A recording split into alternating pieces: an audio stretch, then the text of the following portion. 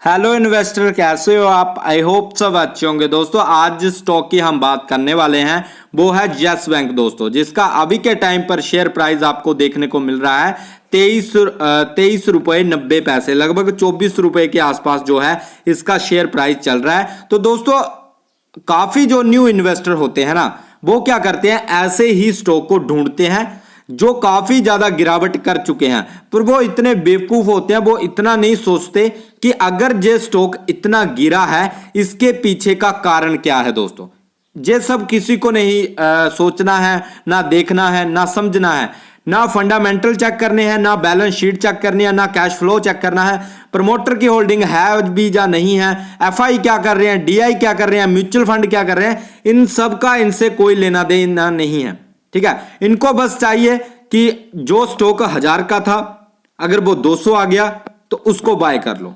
पर ये नहीं सोचना है अगर वो 1000 से 200 आया है तो उसका कारण क्या है। अब अगर इस बैंक की बात करें, यस बैंक की, जो 400 रुपए से अगर 23 रुपए इस टाइम पर ट्रेड कर रहा है तो इसका क्या कारण है दोस्तों।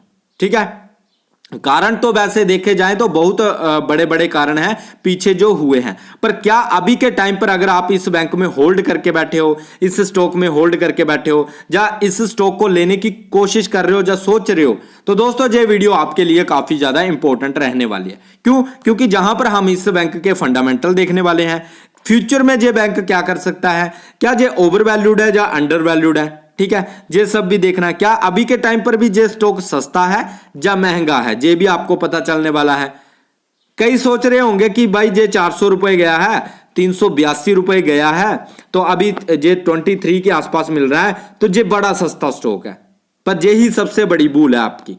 ठीक है, पहले वीडियो देखना, फिर कमेंट करना, फिर लाइक करना, फिर सब्सक्राइब करना, अगर नॉलेज लगे अच्छी तो दोस्तों ये वीडियो जो रहने वाला है एजुकेशन पर्पस के हिसाब से रहने वाला है। बाकी अगर आप जहां पर इन्वेस्ट करना चाहते हो इसमें, तो आपको खुद की रिसर्च भी कर लेनी है। दोस्तों मेरे लिए कुछ कंडीशन होती है, ठीक है, जो मैंने क्राइटेरिया रखा हुआ है किसी भी स्टॉक या किसी भी बैंकिंग का जो स्टॉक है उसको पार पाने के लिए कुछ कंडीशन है। अगर वो स्टॉक उसको फुलफिल करता है तो उसमें हमारा पॉजिटिव रहता है, और अगर वो नहीं फुलफिल कर पाता तो वो स्टॉक हमारे लिए नेगेटिव हो जाता है और हम उसमें इन्वेस्ट नहीं करते हैं दोस्तों। ठीक है, देखो अगर हम फर्स्ट कंडीशन की बात करें तो ओवरऑल में ऑल टाइम में जो स्टॉक का प्राइस होना चाहिए वो बढ़ते क्रम में होना चाहिए। तो दोस्तों क्या ये आपको बढ़ते क्रम में देखने को मिल रहा है? आप बोलोगे भाई हाँ कुछ टाइम तक तो बढ़ा है, उसके बाद काफी ज्यादा गिरावट हुई है दोस्तों। ठीक है, तो जहां पर इन्वेस्टर काफी ज्यादा डूबे थे, ठीक है, पर अब के टाइम पर क्या ये अच्छा कर रहा है? तो दोस्तों अगर 1 साल की बात करें या फिर 5 साल की बात करें, 5 साल में तो उतना अच्छा नहीं रिटर्न दिया है, पर 1 साल में कहीं ना कहीं थोड़ा बहुत अच्छा करता हुआ नजर आ रहा है, और जहां से गिरावट करके जहां पर इसने सपोर्ट लिया है। ठीक है, पर दोस्तों जहां पर एक कंडीशन को देखकर हमें बाय या सेल नहीं करना है, और भी हमें जहां पर जो है इसके फंडामेंटल देख लेने हैं दोस्तों। देखो मार्केट कैप की बात करें तो 68,780 करोड़ का मार्केट कैप है, जो कि अच्छा खासा मार्केट कैप है। ठीक है, पीई रेशियो की बात करें तो 66 का जहां पर पीई रेशियो देखने को मिल रहा है, जो कि काफी बेकार पीई रेशियो है। ठीक है, ये एक नेगेटिव साइन है। पीबी रेशियो की बात करें तो पीबी रेशियो थोड़ा सा अच्छा है। इंडस्ट्री पीई की बात करें ये भी एक नेगेटिव है। ठीक है, आरओई की बात करें ये भी नेगेटिव है। अर्निंग पर शेयर की बात करें ये भी नेगेटिव है। डिविडेंड तो देती नहीं है कंपनी। बुक वैल्यू की बात करें तो बुक वैल्यू भी आप देख सकते हो 14 रुपए का है जी।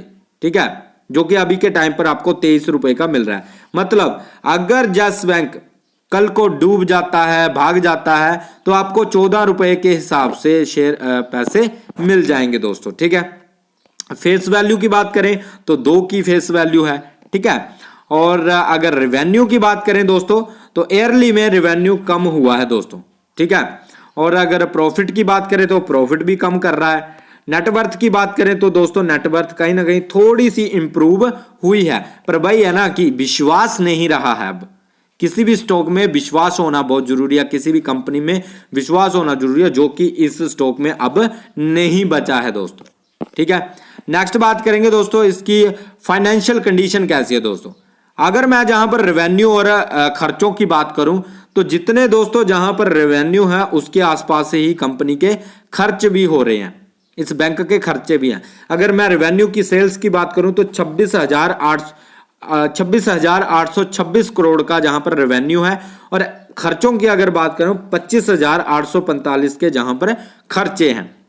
बाकी अगर नेट प्रॉफिट की बात करूं तो 735 है, वो भी टैक्स वगैरह निकालकर कुछ भी हाथ में नहीं बचता है दोस्तों। ठीक है, उतना नहीं है जितना होना चाहिए। आगे भी दो जो फंडामेंटल है वो भी आपको देखोगे तो आपको पता चलेगा। ठीक है, जहां पर भी एसेट की बात करें और लायबिलिटीज की बात करें तो लगभग ज्यादा कुछ डिफरेंस नहीं है। लायबिलिटीज कम होनी चाहिए, एसेट ज्यादा होने चाहिए, तब वो स्टॉक अच्छा माना जाता है दोस्तों। जहां पर लायबिलिटीज भी एसेट के आसपास ही हैं, तो ये भी कहीं ना कहीं जो है नेगेटिव ही मैं इसको ले रहा हूं। ठीक है, कैश फ्लो तो ऑलरेडी इसका नेगेटिव चल रहा है, वो भी कम भी नहीं है। आप देख सकते हो जहां पर बैंक क्या कर रहा है, जो इन्वेस्टर का पैसा है वही उसको ही लगा रहा है अपने काम में। ठीक है, तो 27,392 करोड़ का जहां पर माइनस में कैश फ्लो चल रहा है, तो बुरी हालत है। ये मत सोचना अगर एक साल से अच्छे रिटर्न दिए हैं तो आगे भी देगा, जहां से धड़ाम भी हो सकती है नीचे को दोस्तों। ठीक है, बाकी अगर देखते हैं प्रमोटर की होल्डिंग है तो भाई जहां पर कोई भी प्रमोटर की होल्डिंग नहीं है, बेच बूझ कर भाग गए हैं सभी। ठीक है, और अदर डोमेस्टिक की 41% है, रिटेल की 34% है, फॉरेनर इंस्टीट्यूशन 23% है दोस्तों। ठीक है, म्यूचुअल फंड है जो 0.14% के आसपास म्यूचुअल फंड लेकर चल रहा है दोस्तों। ठीक है, अब बात करेंगे दोस्तों, ऐसा नहीं है बैंकिंग स्टॉक में आपने पीई रेशियो देख लिया, जे देख लिया तो सब कुछ अच्छा हो गया। इसमें आरओए बहुत इंपॉर्टेंट है और आरएओ भी बहुत इंपॉर्टेंट है दोस्तों। ठीक है, और नेट प्रॉफिट ग्रोथ भी और भी कुछ है जो आगे मैं आपको बताने वाला हूं। ठीक है, पहली कंडीशन तो ये है भाई कासा।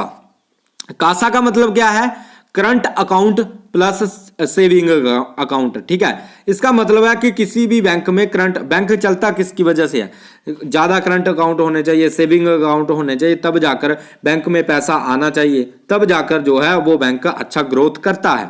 पर ऐसा यस बैंक के केस में आपको देखने को नहीं मिलेगा। कासा इसका काफी नीचे है दोस्तों, 40 से ऊपर का कासा अच्छा माना जाता है, इसका लगभग 30 के आसपास है, जो कि एक बेकार माना जाता है किसी भी बैंक के लिए दोस्तों। ठीक है, आई होप आप इस बात को समझेंगे दोस्तों। ठीक है, प्रॉफिट ग्रोथ की बात करें तो -32 की प्रॉफिट ग्रोथ है, जे भी एक नेगेटिव है दोस्तों। ठीक है, पॉजिटिव कुछ मिल ही नहीं रहा, मैं क्या बोलूं। अब एडवांस ग्रोथ की अगर बात करें, जो 19 या 20 के आसपास होनी चाहिए ग्रोथ। ठीक है, ये 12% के आसपास है, ये भी गलत है, ये भी नेगेटिव ही है। कॉस्ट ऑफ लायबिलिटीज की बात करें, जो 2 के आसपास होना चाहिए, ये 5 के आसपास है दोस्तों, ये भी गलत है, ये भी नेगेटिव है। ठीक है, फिर अगर आरओए की बात की जाए, ये भी नेगेटिव चल रहा है, ये प्लस में +2 होना चाहिए, जहाँ 1 जा होना चाहिए, जहाँ 2 होना चाहिए, 3 होना चाहिए, ये जितना ज्यादा हो पॉजिटिव में उतना अच्छा है, और ये नेगेटिव में है और गलत है ये। ठीक है, आरओई की बात करें, ये भी दोस्तों नेगेटिव है, तो क्या कर सकते हैं आप, सब कुछ नेगेटिव है। तो भाई इसलिए बोलता हूं लेने से पहले रिसर्च करो खुद की। ठीक है, परफॉर्मेंस की बात करें, लो चल रही है। वैल्यूएशन ओवर वैल्यूड जो स्टॉक है, अभी के टाइम पर भी ये स्टॉक जो है महंगा है। अगर इसके एक्चुअल में वैल्यू मैं बताऊं तो लगभग आपको इतना ही मिलेगा, जो 13-14 रुपए का। ठीक है, 13-14 या 15, क्या पता इससे भी थोड़ा कम हो। अभी के टाइम पर जो स्टॉक है ये ओवर वैल्यूड है दोस्तों, मतलब महंगा है, अभी भी आप इसको बाय नहीं कर सकते दोस्तों। ठीक है, महंगा है अभी भी ये स्टॉक। ग्रोथ की बात करूं तो लो ग्रोथ देखने को मिल रही है। प्रॉफिटेबिलिटी की बात करें, एवरेज है। ठीक है, तो प्रॉफिट भी जहां पर कोई आसार नहीं है उतने अच्छे की जहां पर आपको बहुत ज्यादा प्रॉफिट हो जाएगा। हाँ, बाकी एंट्री पॉइंट की बात करें तो एवरेज है, गुड भी नहीं है, ठीक ठाक ही है, लेनी चाहो ले सकते हो, नहीं लेने पर इतना कुछ खराब है। तो हाँ, अगर आप कम टाइम पीरियड के लिए ले रहे हो तो मैं अलग बात हो, अगर लॉन्ग टाइम के लिए ले रहे हो तो भी सोच सकते हो, पर कहीं ना कहीं दिक्कतें हैं दोस्तों। ठीक है, दिक्कतें जो मुझे लग रही हैं वो मैंने आपको बता दिया है। इनकम स्टेटमेंट की बात करें तो दोस्तों सभी जगह रेड रेड रेड आपको देखने को मिल रहा है, जहां पर ग्रीन होना चाहिए दोस्तों। अगर हम lower than revenue growth, revenue की ग्रोथ कम हो रही है, सेल्स कंपनी की नहीं बढ़ पा रही है, इंक्रीज हो रहा है, मार्केट शेयर इंक्रीज हो रहा है, नेट इनकम कम हो रही है, सब कुछ जहां पर कम हो रहा है। हालांकि higher than industry current ratio जो है ज्यादा हो रहा है दोस्तों। ठीक है, कैश फ्लो की बात करें तो काफी ज्यादा कैश फ्लो नेगेटिव में चल रहा है, ये भी कहीं ना कहीं दिक्कत की बात है दोस्तों। फॉरेनर इंस्टीट्यूशन की बात करें तो वो लगभग अपना ना बेच रहे हैं ना कम कर रहे हैं, लगभग बराबर का जहां पर हिस्सेदारी चल रही है। और अगर हम बात करें डीआई की तो डीआई थोड़ा सा जहां पर जो है खरीद रहे हैं दोस्तों, ठीक है। और अगर हम बात करें रिटेल की तो रिटेल कहीं ना कहीं जहां पर बेच रहा है दोस्तों, थोड़ा थोड़ा करके माल को बेच रहा है। और अगर बात करें म्यूचुअल फंड की तो दोस्तों म्यूचुअल फंड ने तो पूरी तरह से इसमें होल्डिंग को कम करके रखा हुआ है, क्योंकि इस स्टॉक का कोई फ्यूचर मुझे आगे नहीं दिखता है दोस्तों, ठीक है। हाँ, जो फंसे हैं वो वेट कर रहे हैं कि कब जाएगा कब जाएगा कब जाएगा, पर जाएगा भी या नहीं जाएगा कोई भी मतलब इसकी जहां पर कंफर्मेशन नहीं लगती है दोस्तों, जिस तरह का अभी के टाइम पर इसका हाल चल रहा है दोस्तों, ठीक है। तो ये थोड़ा बहुत ऊपर नीचे जो हो रहा है, आप ये मत सोचना कि अब बहुत ज्यादा बुल रैली देखने को मिलेगी, ये थोड़ा सा मैनिपुलेट भी किया जाता है, तो ध्यान में रखा करो, ठीक है। बाकी दोस्तों जहां पर बात करेंगे क्या इस स्टॉक को लेना चाहिए, तो दोस्तों देखो ये फैसला आपका रहना चाहिए। मैंने आपको नॉलेज देनी थी, फंडामेंटल दिखाने थे, जो जो इंपॉर्टेंट चीजें थी वो मैंने आपको बता दिया कि भाई कासा अच्छा होना चाहिए। देखो बैंक, कोई भी बैंक है उसका करंट अकाउंट और सेविंग अकाउंट अगर एफडी वगैरह उसमें हो रही है तभी वो बैंक अच्छा है, बैंक के पास पैसा आ रहा है तभी वो अच्छा है। अगर किसी बैंक के पास ना एफडी आ रही है ना कोई उनका ग्राहक आ रहा है अकाउंट खुलवाने के लिए, तो उसका शेयर प्राइस कहां से भागेगा?